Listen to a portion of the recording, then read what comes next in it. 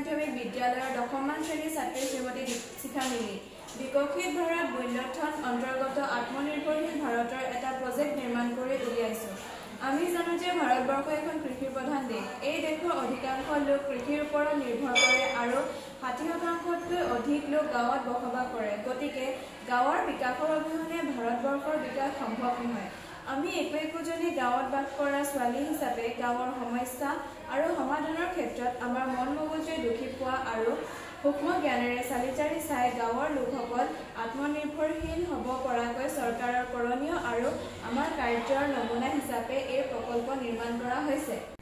বাঁহ খেতি অসমৰ বাবে অত্যন্ত লাভকাৰী। কোনো অধিক পৰিশ্ৰমৰ অবিহনে অতি কম খৰচতে ইয়াৰ উৎপাদন কৰিব পৰা যায়।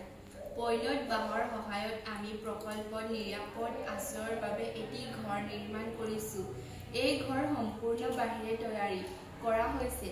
পুৰত বাঁহেৰে তৈয়াৰ কৰা এনে এটি ঘৰ 20-30 বছৰলৈকে কোনো ধৰণৰ মেৰামতি নকৰাকৈ চলে। বাঁহৰ সহায়ত বিভিন্ন ধৰণৰ প্ৰয়োজনীয় সা-সামগ্ৰী তৈয়াৰ কৰিব পাৰি।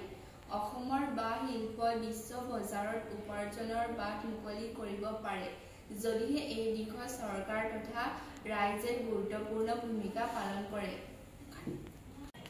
মোৰ সহপাঠীয়ে কোৱাৰ দৰে আমাৰ পথাৰ আৰু বাৰীবোৰত চুম, নুনী আদি জাতীয় বৃক্ষ ৰোপণ কৰি এৰা, পলু, মুগা আদি পালনৰ ব্যৱস্থা কৰিব পাৰি, যাৰ দ্বাৰা ৰেচম উদ্যোগৰ বিকাশত প্ৰত্যেকখন গাঁৱে অভূতপূৰ্ব উপাদান আগবঢ়াব।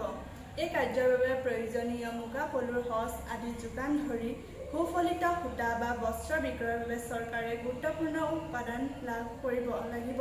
তেতিয়া অসমত আমি দেখুওৱা প্ৰকল্পৰ দৰে প্ৰত্যেকখন গাঁৱত তাঁতশালৰ ব্যৱস্থা হ'ব আৰু প্ৰতিগৰাকী শিপিনীয়ে 20,000 পৰা 30,000 টকা উপাৰ্জন কৰিব পাৰিব প্ৰতি মাহে। গাঁৱত বসবাস কৰা লোকসকলৰ বাৰী আৰু পথাৰবোৰ যথেষ্ট উৰ্বৰা, কাৰণ প্ৰত্যেক মানুহৰ ঘৰতে হাঁহ, কুকুৰা, পাৰ, গাহৰি, ছাগলী, গৰু, ম'হ, ঘোঁৰা আদি পুহিব পৰাকৈ সুবিধা কৰি ল'ব পাৰে।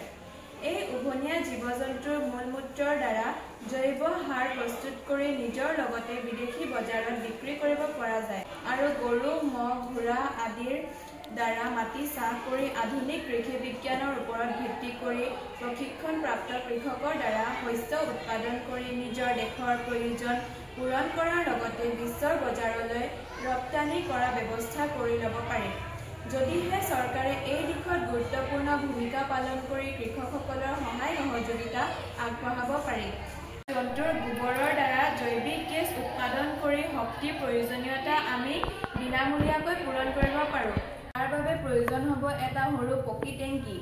এই পকী টেংকিটোলৈ গোবৰখিনি পনীয়া কৰি ধুলি দিলে ইয়াতে জৈৱিক গেছ উৎপাদন হ'ব আৰু ইয়াৰ দ্বাৰা ভাত, দালি ৰান্ধিব পৰাৰ লগতে বাল্ব জ্বলোৱাৰ, বিজুলী পাংখা জ্বলোৱা হ'ব।